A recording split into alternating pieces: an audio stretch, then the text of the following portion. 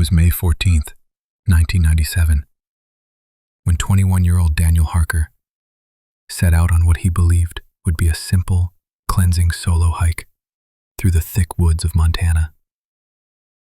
What no one knew then was that his final hours would be preserved, grainy, shaky, and terrifying, on a battered camcorder found weeks later. The footage, recovered by search parties, gave more questions than answers, and even today, his disappearance remains one of the most chilling, unsolved mysteries tied to found footage. Daniel Harker wasn't reckless. He wasn't the kind of young man who sought trouble or ignored warnings. Born in 1976 in Billings, Montana, Daniel had grown up surrounded by wilderness, but also by caution. His father, an ex-park ranger, had taught him how to navigate the woods, how to respect the power of nature, and how to never underestimate the silence of the trees. But Daniel was restless. His mother recalled him as a dreamer, someone who always wanted to see what was beyond the horizon. By the time he was in college, studying environmental sciences, he spent every break planning hikes into the untamed wilderness. Not with friends, not with groups, alone. That May, when finals ended, Daniel told his roommates he needed one last big hike before summer began. He packed light: a tent, dried food, water, his journal, and his camcorder, an old Panasonic VHS recorder he had saved up for, claiming he wanted to document what the woods really felt like. He left on May 14th, with plans to return within 3 days. He never did. The first days of his disappearance didn't seem unusual. Friends assumed Daniel had extended his hike, but by day 6, when his parents hadn't heard from him, search teams were dispatched. The Montana forests were harsh, but not impossible. Yet every trail they followed ended cold. For 2 weeks, no trace of him was found. No tent, no campsite, no body, nothing. Until June 1st. That morning, a search team combing through the western ridges stumbled upon something partially buried in the mud near a stream. Daniel's camcorder. Its casing was cracked, the strap torn, and the tape still inside. Against all odds, the tape was salvageable. And when investigators played it, what they saw chilled them to the bone. The footage began simple, almost boring. Daniel filmed the trees, his campfire, even himself joking awkwardly about how tired he looked. He filmed the sound of owls at night, the rushing of streams, and the wide blue sky overhead. It was the footage of a young man who loved nature, who wanted to capture its serenity. But then, the tone shifted. On May 15th, Daniel's voice grew uneasy. He mentioned hearing something at night. Not an animal, but footsteps. In the middle of nowhere, in the dense Montana wilderness, footsteps didn't make sense. He laughed it off nervously, saying maybe it was just a deer, though his voice cracked slightly. By May 16th, his camera captured something darker. In the background of his footage, as he filmed the forest around him, faint shapes seemed to appear. At first, they looked like shadows cast by the trees, but once paused, investigators swore they could see a figure. Tall, still, standing between the trunks. Daniel never pointed it out, but his breathing in the footage grew more anxious. That night, he filmed himself inside his tent. The camera shook slightly as he whispered, "It's out there again. I know I'm not imagining this." His flashlight flickered against the thin nylon walls, and outside, a shape passed by. Not rushing, not animal-like, slow, deliberate. On May 17th, the camera recorded Daniel's frantic trek deeper into the woods. He muttered about needing to get off the trail because it was following him.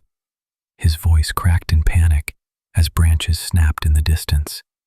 Several times, he turned the camera behind him, but nothing appeared. trees, swaying silently. The last 5 minutes of the footage are the most disturbing.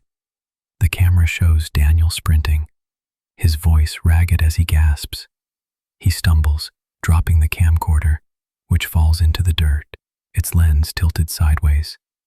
Daniel can be heard off-screen, shouting, "Leave me alone." His footsteps thunder past, then silence. For nearly 2 minutes, the camera films only the forest floor. Then, faintly, a shape steps into view. Not an animal, not Daniel. A tall, humanoid silhouette, unnaturally thin, its head tilting as if studying the fallen camera. It stands there, motionless, for almost 30 seconds. Then the tape cuts to static. Daniel's body was never recovered. Theories exploded. From serial killers, to hallucinations, to something older, something tied to Native American legends of watchers in the forest. His parents held a small service for him that summer, with no grave to visit, only the tape. Even today, the Harker footage is whispered about in Montana. Some say it was covered up. Others claim bootleg copies exist, traded among horror collectors. But one thing is certain. What Daniel recorded in his last hours wasn't meant to be seen. And once you've seen it, you can't forget it.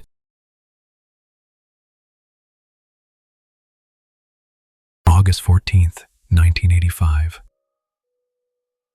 It was a warm August afternoon in southern Indiana when a demolition crew was sent to tear down what remained of Dreamland Carnival, a once thriving traveling fairground that had stood abandoned for nearly 2 decades. Hidden beneath weeds, graffiti, and rust, the carnival had long been an eyesore, but for locals, it was far more than that. It was a place of whispered warnings, a place connected to the disappearance of 6 children in the summer of 1967. When the crew began dismantling the old funhouse, one of the workers pried open a wall and discovered a small locked cabinet. Inside was a dusty VHS camcorder and a tape, its label nearly peeled away, but one word still visible in red ink: play.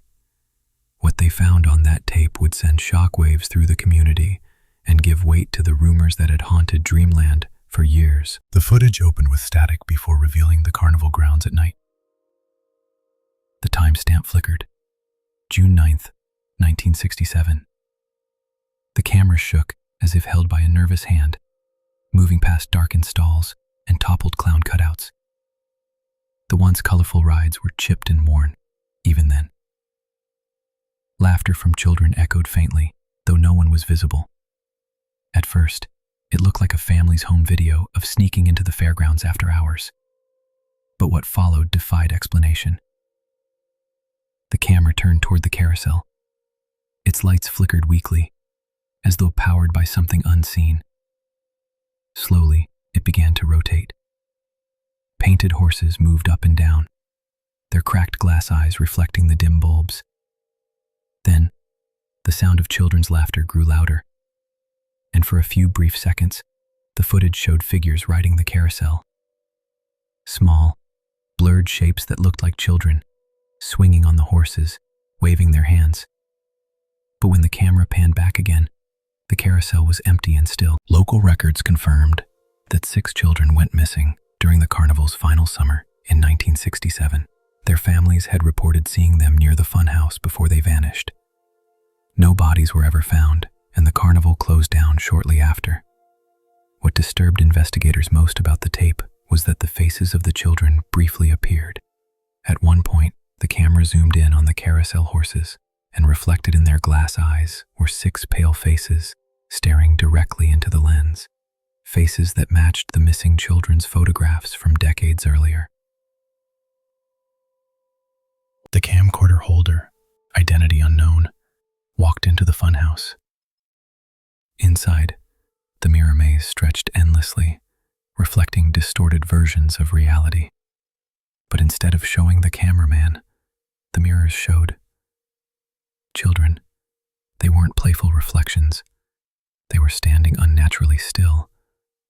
eyes wide, watching silently. In some mirrors, the children's faces were pressed against the glass, their mouth open, as if screaming, though no sound came out. One by one, the reflections began to multiply, until the camera was surrounded by dozens of pale, unmoving children staring through the mirrors. The tape shook violently, then cut to static. The tape resumed, with the camera lying sideways on the ground, as if dropped. The frame showed the entrance to the carnival grounds. For a moment, nothing moved. Then, slowly, 6 small figures walked into view. They were children, or what looked like children, holding hands, their heads tilted at unnatural angles. They walked past the camera in silence, their faces pale, their movements jerky, as though the tape was skipping frames. As the last child passed, they turned their head directly toward the lens. Their mouth opened impossibly wide, but instead of a scream, the tape cut to static and never resumed. Investigators studied the tape. They noticed the children's clothing matched exactly what the missing kids had been wearing the day they vanished in 1967. Some dismissed the footage as a hoax, an elaborate setup filmed years earlier. But what no one could explain was that the camcorder itself was manufactured in 1972, 5 years after the children disappeared. How could footage from 1967 exist on a tape filmed with a camera that hadn't even been built yet? The carnival was demolished weeks later, but many locals swore they could still hear the faint sound of a carousel creaking in the wind on quiet nights. Parents would warn their kids never to wander near the ruins, whispering that the missing children were still there, waiting for new playmates.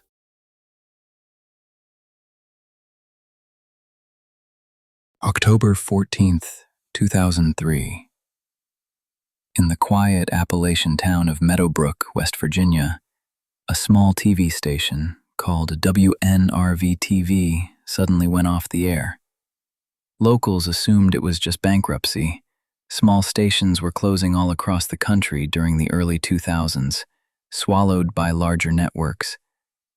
But a year later, while the building sat abandoned, a janitor clearing out old equipment discovered a dust-covered Sony camcorder left running in the corner of the main control room. What was on the tape was not a corporate shutdown. It was the slow disintegration of reality itself. WNRV-TV wasn't a glamorous place. It wasn't NBC, it wasn't Fox. It was the kind of channel that played old reruns, high school football games, weather alerts, and small-town commercials filmed in diners. Its staff was barely more than a skeleton crew. Mark Ellison, the lead technician, a 42-year-old man who had worked there since he was 20. Kathy Reeves, the station manager, tough but kind, in her mid-30s. Brian Walters, a fresh-out-of-college intern who dreamed of moving to New York.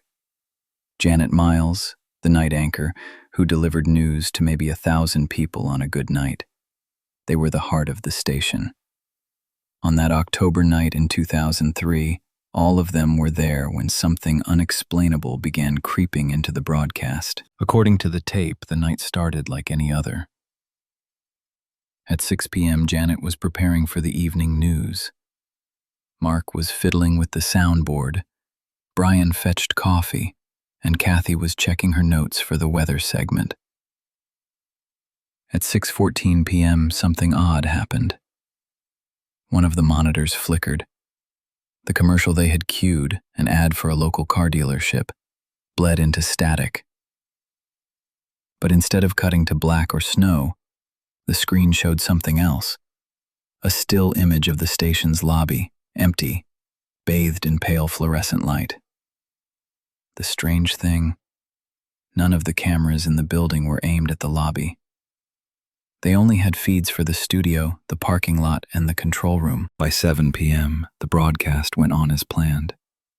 Janet read headlines about local town meetings, a barn fire, and a charity drive. But when the station cut to commercial, the same eerie lobby image appeared again. Only this time, the lobby wasn't empty. There was a man standing there.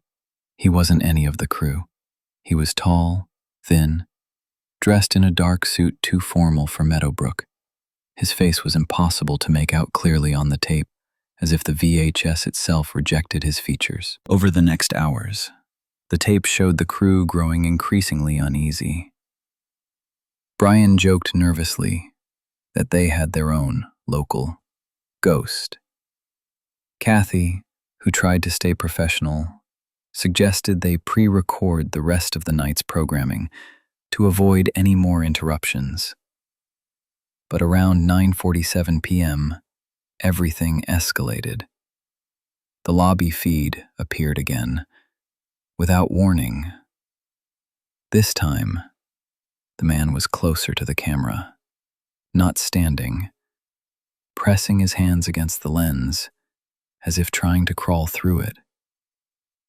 Every monitor in the control room displayed the same thing, even those not connected to the feed. Then came the sound, a low, grinding static hum that made the fluorescent lights overhead buzz and dim. Janet clutched her head, complaining of nausea. Brian vomited into a trash can. Mark tried pulling the plug on the monitors, but the images stayed, glowing even when the power cords were yanked out. The camcorder kept recording as panic set in. Kathy insisted they leave, but when they opened the front doors, they didn't lead outside.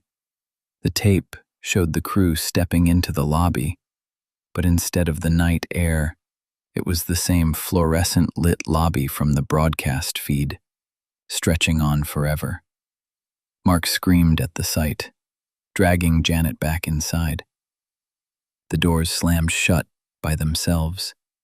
The last 40 minutes of the tape are chaos, lights flickering, monitors sparking, the sound of footsteps running down hallways that should have been empty. At 10:32 p.m., the camcorder tipped over, landing sideways. For a few minutes it filmed nothing but the legs of the crew as they scrambled, then silence. The final shot is a single monitor glowing in the dark control room. On it, the Shadow Man's face is finally visible. Not blurred, not obscured, just a pale, featureless mask of skin where eyes and a mouth should have been. The tape ends in static. The camcorder was discovered on October 29, 2004, by a janitor sent to clear out WNRV-TV's equipment before auction. Police were contacted, but the building showed no trace of the crew. No bodies, no records of them leaving. Their cars were still parked outside. The tape was briefly examined by local authorities but never entered into evidence. Supposedly, one officer who viewed it suffered a breakdown and refused to return to the station. The camcorder disappeared shortly after. Today, Meadowbrook residents still recall the night their TVs went dark. Some swear they occasionally catch glimpses of that strange lobby feed while flipping channels late at night, even though the station has been gone for over 20 years.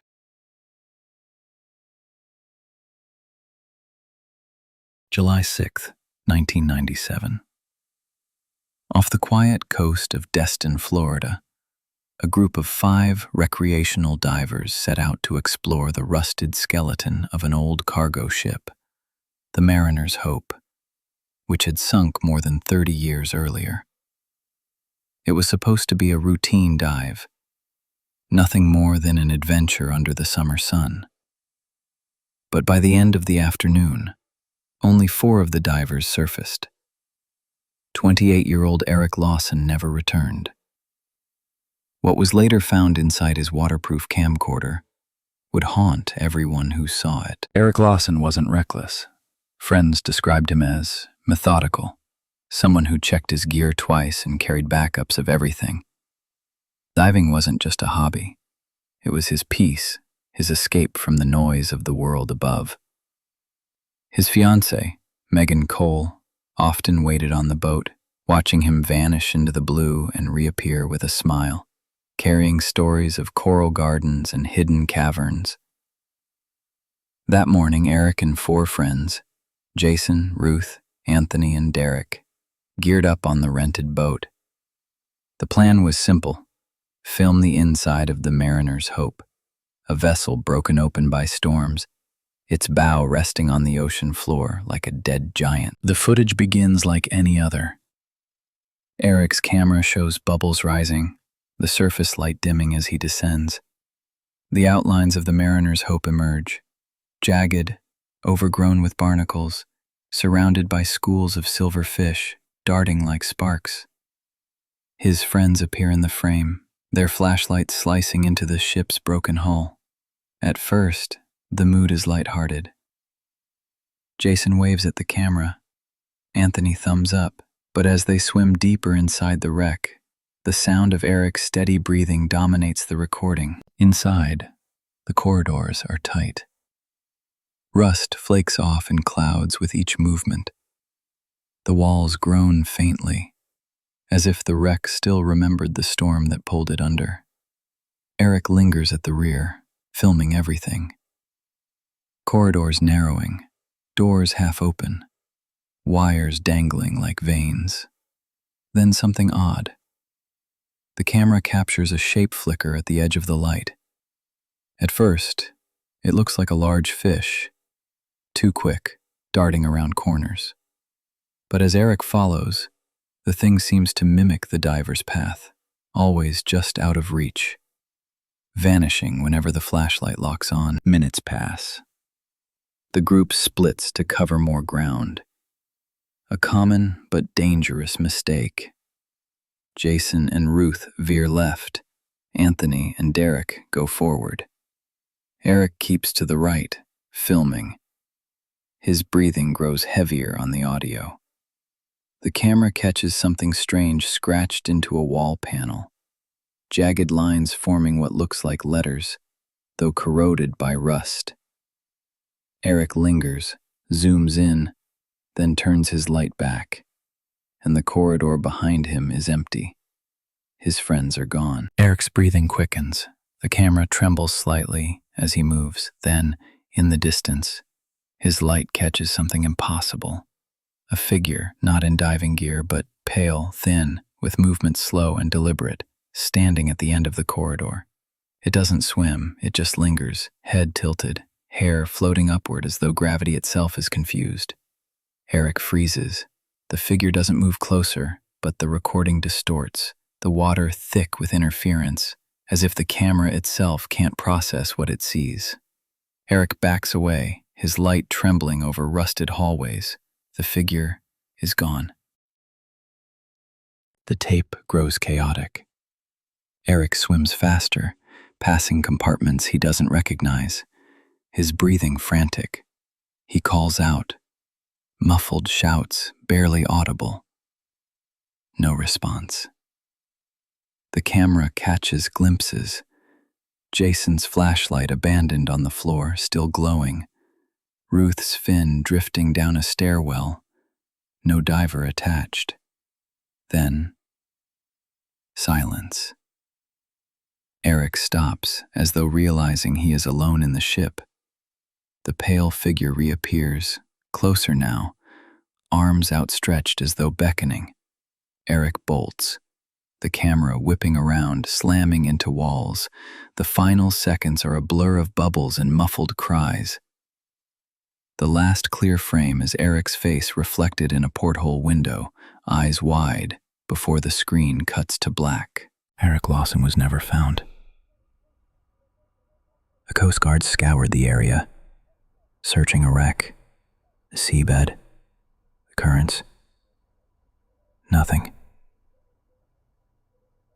His friends claimed they had become separated in the dark and assumed he'd surfaced elsewhere.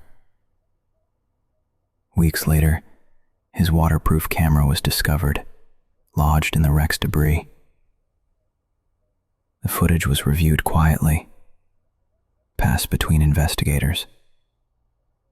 No official report ever mentioned the figure, the scratches, or the missing equipment found drifting inside the ship. Megan, his fiancée, received the camera, but never spoke of what she saw. The Mariner's Hope remains a dive site today. Locals say divers still report strange shadows in the corridors, and some claim they hear muffled breathing, not their own, when the water is still.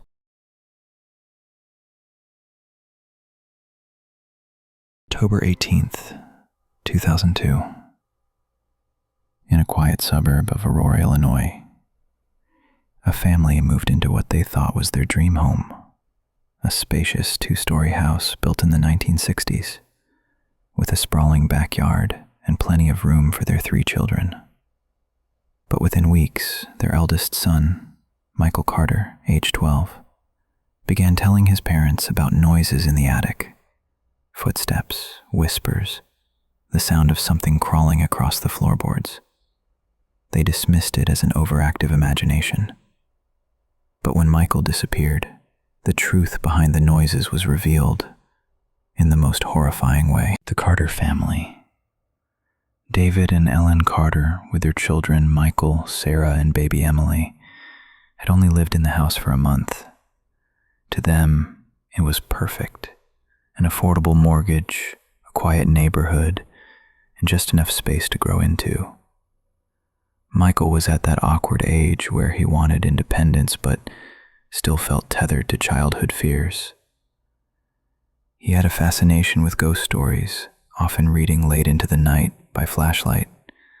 So when he first told his parents that something lived upstairs, they laughed, chalking it up to the books he devoured. But Sarah, only 7, began complaining too. She said she heard someone breathing above her room at night. David went up into the attic himself, flashlight in hand, to prove it was empty. He found nothing but insulation, boxes from the previous owners, and dust thick enough to choke on. Still, the noises persisted. Then came the food. Ellen noticed bread loaves, fruit, even cold cuts missing from the fridge. At first she thought it was Michael. Sneaky midnight snacks, but the boy swore it wasn't him. And then, one evening, when Ellen tucked Sarah into bed, she noticed something chilling. The attic door, which pulled down from the ceiling, was slightly ajar. October 28th, a storm rolled over the neighborhood, thunder shaking the windows. That night, Michael vanished. His bed was neatly made, his window locked, no signs of forced entry. Police were called, neighbors questioned, search parties organized. Nothing.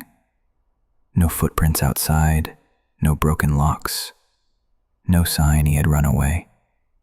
But Ellen couldn't shake a thought she had tried to bury since the first day Michael complained. The attic. She insisted the police search again. When officers climbed into the attic, they expected nothing. But what they found still stains the town's memory. In one corner, behind boxes and insulation, was a makeshift living space. Blankets, old newspapers, food wrappers, and the stink of rot. And there, huddled in the corner, was a man, filthy, bearded, wild-eyed. He had been living there, undiscovered, for months. Near him lay Michael's backpack, and farther back, wrapped in blankets, was the boy himself. His small, lifeless frame showed signs of starvation and restraint. The man's name was Harold Brenner, a drifter with a history of breaking into homes and living inside them without the owner's knowledge. He had slipped into the Carter home while it was vacant, months before they purchased it, and had never left. He would crawl down at night for food, listen from the attic as the family laughed and ate dinner below, and whisper to himself as the children slept. For weeks, Michael had been hearing him move, and no one believed him. Harold confessed to luring Michael into the attic during the storm, promising to show him something. The boy never came back down. The Carters never returned to the house. It was sold, stripped, repainted. But locals claim the attic remains heavy with the memory of what happened. Some say at night, if you stand on the lawn and look up at the small square window, you can still see Michael's pale face staring out, waiting for someone to believe him. Each of these stories began as footage, a grainy tape, a camcorder left behind, a recording no one was ever supposed to watch. And yet, what they reveal is far more than flickering shadows. They remind us that horror is not just in the supernatural. Sometimes it hides in plain sight, waiting for someone to hit play. If these disturbing stories sent chills down your spine, don't forget to like this video, subscribe to the channel, and hit the bell icon so you never miss another deep dive into true horror. Share your thoughts in the comments. Which of these 5 stories unsettled you the most?